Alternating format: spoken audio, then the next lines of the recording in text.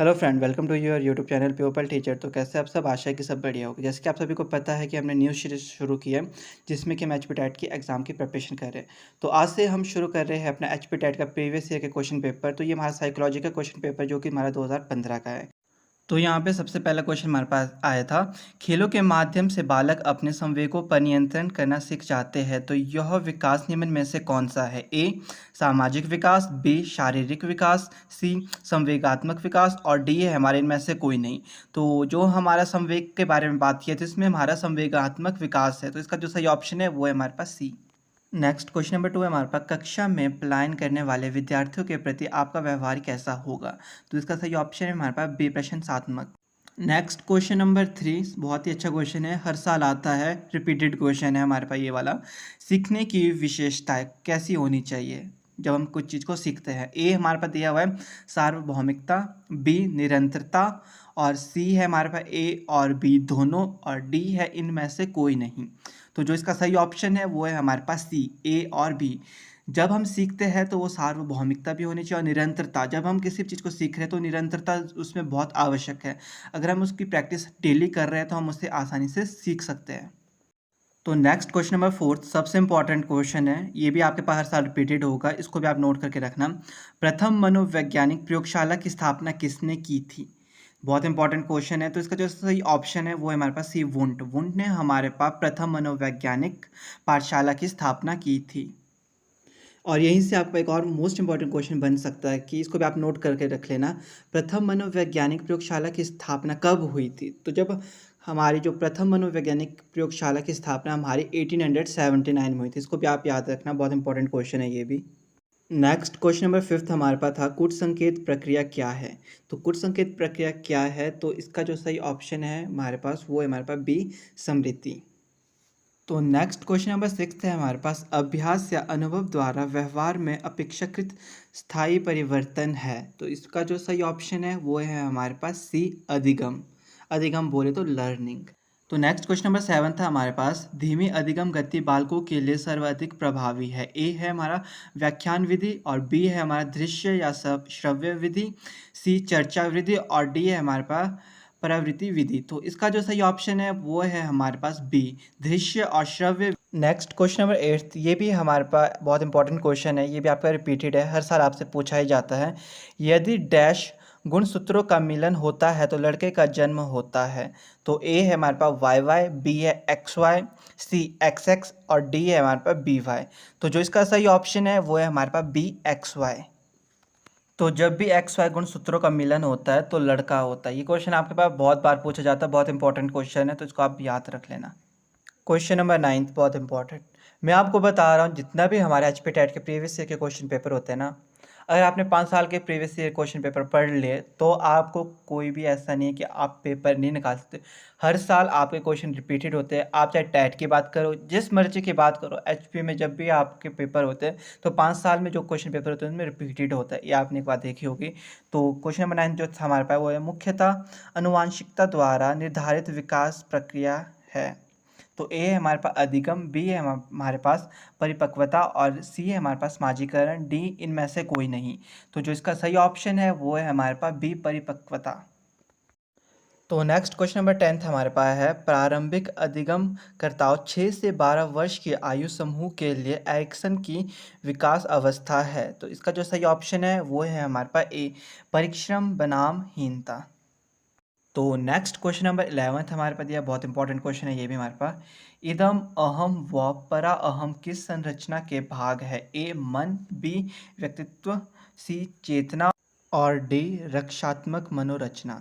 तो इसका जो सही ऑप्शन है वो है हमारे पास बी व्यक्तित्व।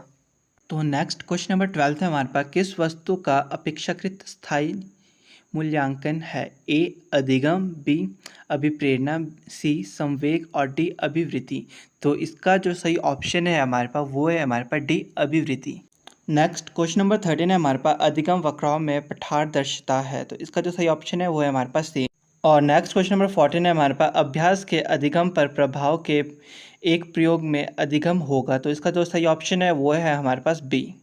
तो नेक्स्ट क्वेश्चन नंबर 15 है हमारे पास, बालक द्वारा विद्यालय में प्राप्त ज्ञान को डैश समृद्धि कहा जा सकता है। तो इसका जो सही ऑप्शन है वो है हमारे पास बी, अर्थ विषयी। नेक्स्ट क्वेश्चन नंबर 16 बहुत इंपॉर्टेंट क्वेश्चन है, रिपीटेड है, हर साल आपके पास देखने को मिलेगा। तो ये है हमारे पास, बंडोरा के अनुसार अधिगम आधारित है, ए निरंतरता प्रयासों पर, बी अंतर्दृष्टि पर, सी अनुकरण पर, डी परिपक्वता पर। तो इसका जो सही ऑप्शन है वो है हमारे पास सी, अनुकरण पर। तो नेक्स्ट क्वेश्चन नंबर 17 है हमारे पास, किस मनोवैज्ञानिक ने मानसिक आयु का संप्रत्यय दिया। तो इसका सही ऑप्शन है हमारे पास ए, बिने। जो बिने थे उन्होंने हमारे पास मानसिक आयु का संप्रत्यय दिया था। तो नेक्स्ट क्वेश्चन नंबर 18 है हमारे पास, बैचलर के बालकों के लिए बुद्धि मापनी में उप परीक्षणों की कुल संख्या है, ए 5, बी 8, सी 11 और डी 14। तो इसका जो सही ऑप्शन है वो है हमारे पास सी। तो कितनी वो कुल संख्या दी गई है हमारे पास 11।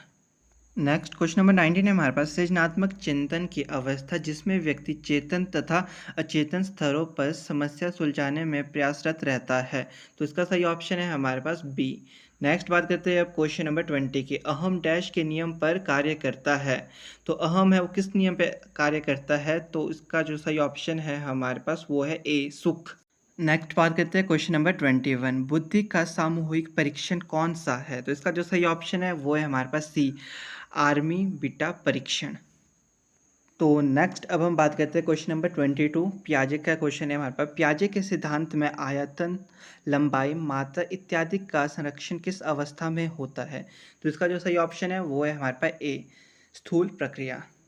नेक्स्ट क्वेश्चन नंबर 23 है हमारे पास, अवधान प्रभावित होता है, ए वातावरणीय चरों से, बी है हमारे पास बालक की विशेषताओं से, और सी है हमारे पास वातावरणीय चरों व बालक की विशेषताओं दोनों से ही, और डी है इनमें से कोई नहीं।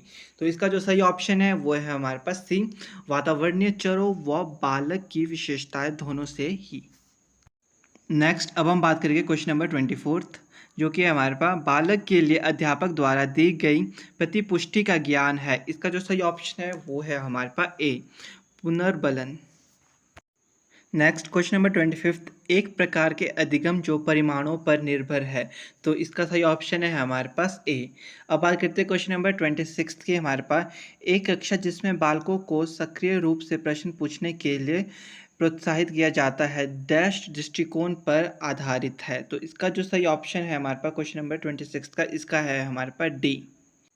क्वेश्चन नंबर 27 है हमारे पास, स्वयं के महत्व के बारे में हमारी अवधारणा कहलाती है। तो इसका सही ऑप्शन है हमारे पास ए, आत्मगौरव। नेक्स्ट क्वेश्चन नंबर 28 है हमारे पास, थॉर्नडाइक के सीखने के सिद्धांत में प्रमुख नियम है, ए तत्परता का नियम, बी अभ्यास का नियम, और सी है हमारे पास प्रभाव का नियम, और डी है हमारे पास उपरोक्त सभी। तो इसका जो सही ऑप्शन है वो है हमारे पास डी, उपरोक्त सभी। तो नेक्स्ट क्वेश्चन नंबर 29 है हमारे पास, बालक के व्यक्तिगत अध्ययन की मनोवैज्ञानिक विधि है, ए है हमारे पास रेटिंग स्केल, बी है प्रश्नवली, सी है हमारे पास केस स्टडी, और डी है हमारे पास प्रयोगात्मक विधि। तो जब हम बालकों की बात कर रहे हैं उनके बारे में, जब हम उनके व्यक्तित्व के बारे में जानना है, तो इसके लिए जो सही ऑप्शन है हमारे पास वो है हमारे पास सी, केस स्टडी। तो लास्ट हमारा साइकोलॉजी सेक्शन का क्वेश्चन नंबर 30 है हमारे पास, विकास एक प्रक्रिया है। तो विकास हमारी कैसी प्रक्रिया है, एक निरंतर, एक कॉन्टिन्यूस प्रक्रिया है। तो इसका जो सही ऑप्शन है वो है हमारे पास बी, जो विकास है वो हमारा निरंतर वाली प्रक्रिया है। तो आज के लिए बस इतना ही। तो सबसे पहले हम क्या करेंगे, जितने भी हमारा साइकोलॉजी सेक्शन है उसको सॉल्व करेंगे, क्योंकि इसके रिगार्डिंग आपके पास हर साल रिपीटेड क्वेश्चन ही आते हैं। तो अगर आपको आज की वीडियो हेल्पफुल और इंपॉर्टेंट लगी होगी तो मेरे इस यूट्यूब चैनल को प्लीज़ सब्सक्राइब कर देना और इस वीडियो को लाइक कर देना।